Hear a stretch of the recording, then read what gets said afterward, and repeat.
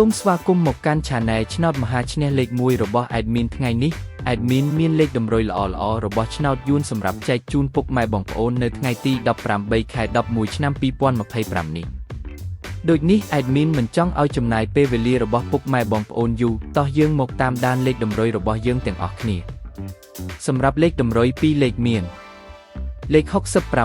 68លេខ17សម្រាប់លេខតម្រុយអូស2លេខមានលេខតម្រុយទី1រអូស60និងលេខតម្រុយចុងក្រោយអូស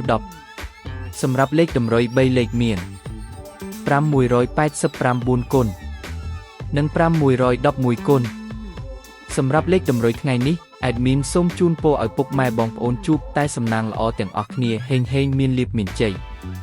ជាចុងក្រោយសូមកុំភ្លេចជួយចុច Subscribe និង Comment ហើយដាក់សញ្ញារូបកណ្ដឹងដើម្បីជួយផ្ដល់កម្លាំងចិត្តមកកាន់ Admin ជាពិសេសងាយស្រួលតាមដានវីដេអូថ្មីនិងលេខតម្រុយល្អៗជាប្រចាំថ្ងៃជាមួយ Admin សូមគោរពលាពុកម៉ែបងប្អូនពីខ្ញុំបាទឆ្នោតមហាឈ្នះលេខ1សំណាងល្អទាំងអស់គ្នាសូមអរគុណ